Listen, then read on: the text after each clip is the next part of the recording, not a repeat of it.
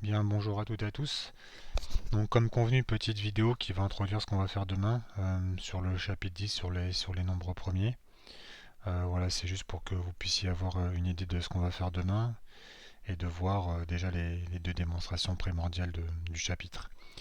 Donc, pour la définition d'un nombre premier, même si on la reprendra demain, vous la connaissez, un nombre est dit premier s'il possède ou s'il a exactement deux diviseurs. Donc, il faut qu'il ait en exactement deux, un et lui-même.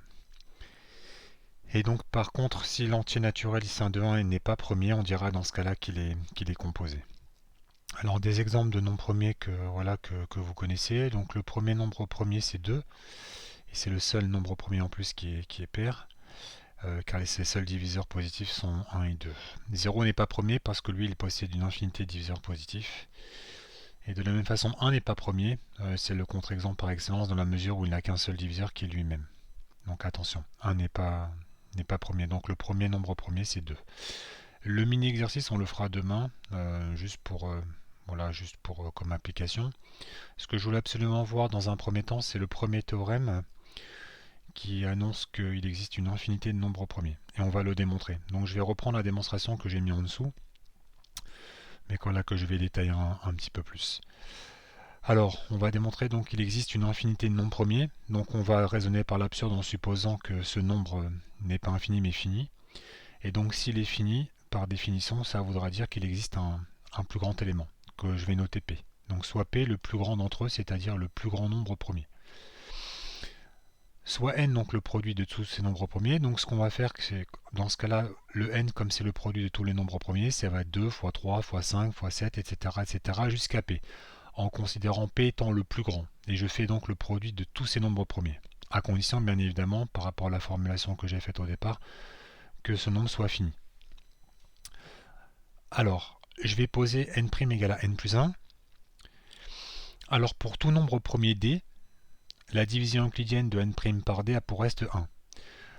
Alors pourquoi? Parce que si vous prenez un nombre premier d quelconque, il va être nécessairement dans la liste du produit, dans la décomposition de votre n.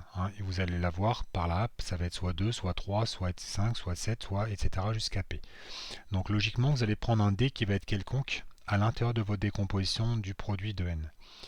Et donc dans ce cas-là, si n' c'est n plus 1, donc je peux affirmer que comme d divise n, je vais pouvoir écrire que n' égale à d fois q plus 1. De telle sorte que d fois q soit justement égal à notre n. Puisque votre n, encore une fois, on aura pris un diviseur d quelconque dans la liste là. Donc le n, vous pourrez l'écrire d fois q. Donc ça impose quoi? Donc logiquement, si n' égale à d fois q plus 1, ça veut dire que le reste de la division euclidienne de n' par d, c'est 1. Autrement dit, ça veut dire quoi? Vous ne pourrez jamais donc diviser n' par d, puisque d est quelconque. Donc logiquement, si n' n'est pas divisible par d, ça impose que logiquement que n' soit premier. Parce que s'il n'était pas, vous aurez trouvé déjà un diviseur dans la liste de n. Donc n' n'est pas divisible par aucun d'entre eux, donc ce qui impose que n' est également un nombre premier. Par contre, par rapport à la décomposition que l'on a faite, étant donné que n' c'est n plus 1, et n c'est le produit de 2 fois 3 jusqu'à p, ce qui implique logiquement que n' soit plus grand strictement que p. Or ça c'est pas possible par rapport à ce qu'on a dit auparavant, puisqu'on a dit que p c'était le plus grand d'entre eux. Or on aurait en trouvé un autre qui serait plus grand, donc ce qui n'est pas possible. D'où la contradiction. Donc l'hypothèse qu'on a formulée au départ est fausse, autrement dit il n'existe pas un nombre fini de nombres premiers. Voilà la première démonstration. Alors, la deuxième démonstration par rapport au deuxième théorème, donc second théorème, tout entier n supérieur ou égal à 2 admet un diviseur premier. Ce qu'on avait fait surtout avec la liste diviseur, avec la décomposition produit de facteurs premiers que l'on va reprendre. Et tout entier naturel n supérieur ou égal à 2 non premier admet un diviseur premier inférieur ou égal à racine carrée de n. Ce qui nous permettra de démontrer qu'un nombre est premier ou non avec ce qu'on appelle le test de primalité. Alors, pareil la démonstration. Donc soit n en entier n supérieur ou égal à 2, on ne peut pas prendre 1 encore une fois puisque 1 n'est pas premier. Alors si n est premier, donc logiquement on a fini, parce que si vous prenez un nombre premier, logiquement ce nombre il est divisible par lui-même, donc il est divisible par un nombre premier, qui serait dans ce cas-là lui-même. Par contre si n n'est pas premier, donc si n n'est pas premier, ça veut dire quoi? Il admet un diviseur positif autre que 1 et lui-même.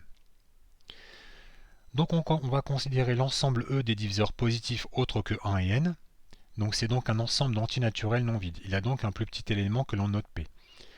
Alors généralement les nombres, les diviseurs de n qui sont autres que 1 et n, on appelle ça dans ce cas-là les diviseurs propres. Hein, c'est tous les diviseurs de n mais qui sont distincts de 1 et de n. Donc dans ce cas-là on appelle les diviseurs propres. Alors, pareil que tout à l'heure, si P n'était pas premier, donc si P n'est pas premier, ça voulait dire qu'il existerait un diviseur propre D de P, autrement dit qu'il serait un diviseur de P non égal à 1 et non égal à P, qui serait plus petit que P. Par contre, comme hypothèse de départ, hein, comme D diviserait P, mais P divise N, donc ça induirait que D diviserait N. Or ça c'est pas possible, parce qu'on a dit auparavant que D donc sera un élément de E, mais ça imposerait dans ce cas-là que D soit plus petit que P. Or ça c'est pas possible par rapport à l'hypothèse qu'on a formulée au départ. Autrement dit, le fait que P ne soit pas premier, donc c'est une hypothèse qu'on a mise au départ qui est fausse. Logiquement, donc si P n'était pas premier, comme cette hypothèse est fausse, ça induit logiquement que P est premier. P premier divise N. Donc si P est premier et divise N, ça veut dire qu'il existe un entier Q tel que N égale à P fois Q, avec Q compris entre 1 et N. Alors, ces cas extrêmes, il faut les enlever, puisque si vous prenez Q égale à 1, ça voudrait dire que N égale à P, mais dans ce cas-là, ça voudrait dire que N est premier. Donc c'est pas bon. Et pareil, si vous prenez comment dire Q qui est égal à. Si vous prenez Q égale à N, dans l'égalité, ça voudrait dire que dans ce cas-là, que P vaut 1. Et donc ça, c'est pas possible puisqu'on a dit que P était premier. Et donc P ne peut pas être égal à 1. Donc, par rapport à notre écriture, ça veut dire que Q est un diviseur propre de N. Hein. Et donc avec P inférieur ou égal à Q. Donc pourquoi? Parce qu'on a dit que P c'était le plus petit possible. Autrement dit, comme Q est un autre diviseur de N, logiquement, Q doit être plus grand que P. De cette égalité, si P inférieur ou égal à Q, je vais multiplier de part et d'autre par P. J'aurai P carré inférieur à P fois Q. J'ai multiplié par P qui était positif, je garde le sens de l'inégalité. Ce qui donne P carré inférieur à PQ. Or PQ, d'après notre écriture, PQ c'est N.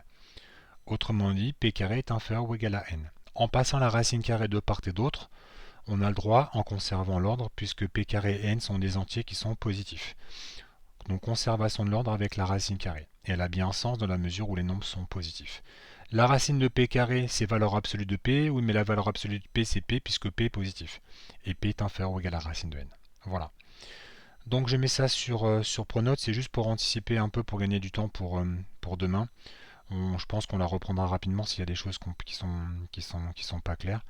Et pour qu'on puisse encore une fois avancer sur les nombres premiers, même si le chapitre est assez court. Voilà. Je vous souhaite à toutes et à tous une bonne après-midi et on se dit demain, donc heure habituelle pour les maths expertes en visio, pour ceux qui seront à la maison, et en présentiel pour les personnes qui seront présentes à midi. Voilà, bonne journée à vous.